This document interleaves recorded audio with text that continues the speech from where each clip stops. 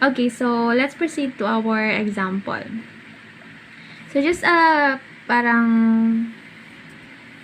quick tip lang, no? Dali raman ni ang average resource utilization.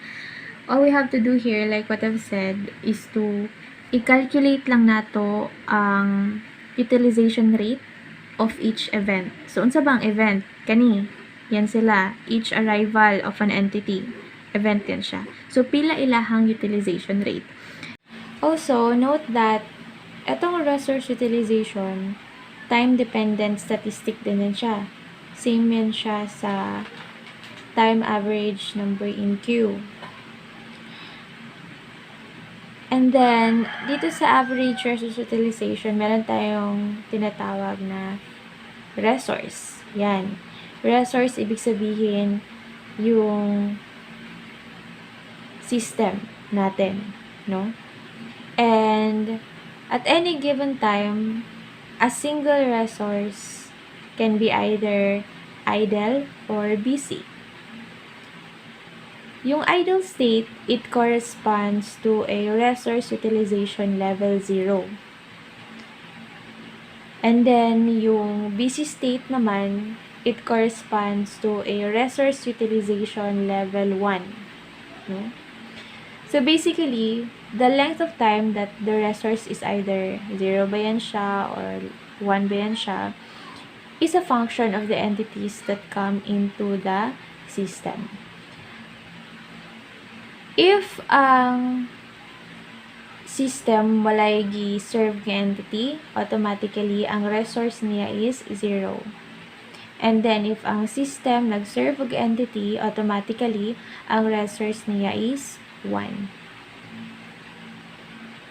So before ta ma-proceed sa paggamit sa atong formula in the average resource utilization, isa-isahon sa nato ang kada entity, no? So how do we do that? We multiply the resource value, which is can be 0 or 1, times the period of time nga busy ang system or dili busy ang system. So let's say for example, with here sa example natin, alam naman natin, di ba, that nag-arrive ang entity 1 minute. At 1 minute nga nag-open ang system. So, mabusy lang ato ang system after 1 minute. Therefore, between 0 to 1, dili busy ang system. Right? So, this is how you do it.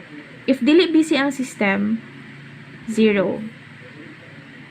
Right here, solution. Okay. If dili busy ang system, 0. Times katong period of time nga dili busy ang system, 0 to 1 minute. So mahimo na siya 1 minus 0.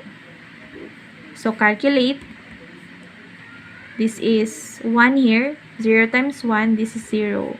Ibig sabihin 0 utilization rate. Ganyan. Okay. So, from 0 to 1 minute. Okay na ta dira. Proceed na ta katong nag-start ang entity 1 sa iyang service, which is 1 minute. Kaning kasi nga time, na busy na ang atuang system.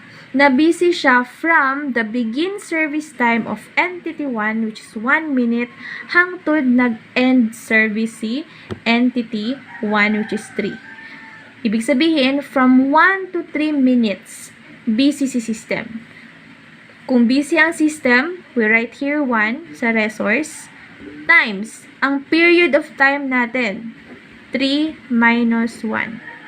Calculate nyo, the answer is 2. 2 times 1, 2 utilization rate. Ganyan lang siya. Now, punta tayo kay entity 2, ning arrive siya sa system. At 5 minutes, right? Remember, nag-end si entity 1, 3 minutes. Therefore, between 3 to 5 minutes, nga usa na abot si entity 2, dili busy ato ang system. Therefore, we write here sa resource, 0 kay dili busy, times the period of time nga dili busy ang system, 3 to 5. So, 5 minus 3. Yan. So, calculate natin. This is 0. Just a quick tip. Once 0 ang resource, automatically 0 na ang utilization rate. Okay? So, tapos na tayo sa 5 to 3 minutes. Proceed naman tayo sa katong pag-start og service ni entity 2. So, nag-start ang service ni entity 2 at 5 minutes hangtod 10 minutes. So, ibig sabihin, mabisi na atong system from 5 to 10 minutes. So, this is 1 ang resource times the period of time, 10 minus 5. Calculate, we will get 5 utilization rate. Okay? Now, how about sa arrival ni entity 3?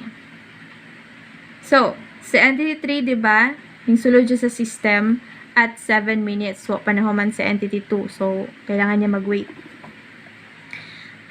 So, and then, kanin si entity 3, is-seize niya agad yung resource pagka 10 minutes. Kay sakto, nahuman na si entity 2 atong time. So, mabisi na naman si system agad-agad. 10 minutes hanggang 14 minutes, which is end service of entity 3. So, 10 to 14, mabisi na si system. This is 1 times the period of time, 14 minus 10. This is 4 utilization rate. Okay? Now, let's proceed to entity 4. Now, of course, si entity 4, kailangan niya mupila sa, diba? Maghulat siya mo man si entity 3. So, once mo man si entity 3, seize agad ni entity 4 ang resource. So, agad-agad, 14 minutes, mabisi na po si system. 14 hanggang 15 minutes. Wa siya pahuway. So, this is 1 times ang period of time natin, 15 to 14. So, this is 15 to 14 minutes. So, calculate. This is 1 utilization rate. Okay. Now, ning sulod si entity 5. Okay. However, ang arrival time ni entity 5 is 16. But, dili na busy ang system at 15 minutes. Therefore, there is a gap, right? Ning pahuway si system for 1 minute between 15 to 16. Therefore, this is 0 here times the period of time nga di busy ang system, 15 to 16. 16 to 15. This is 0 utilization rate. Okay, now, let's proceed to the start service or begin service time of entity 5.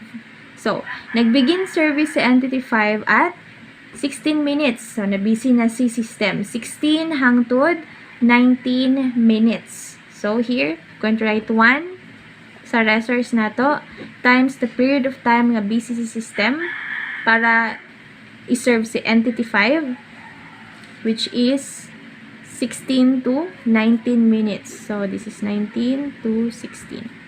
Calculate natin. This is 3. 3 times 1. So, 3 utilization rate. Okay? Now, nag-arrive na si entity 6. So, nag-arrive siya at 18 minutes. However, wala pang manahuman si entity 5. So, kailangan niya mapila muna. Okay. And then, after mag-end ang service ni entity 5, agad-agad gi-seize ni entity 6 ang resources at 19 minutes.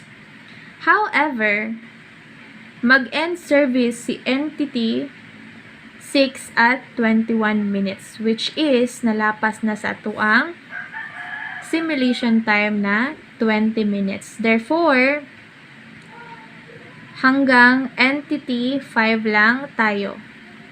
Okay? Now, with this gathered data here, no, the utilization rate of each events, we can now get the average resource utilization by adding this all utilization rate of each event and then divide it with the simulation time. Therefore,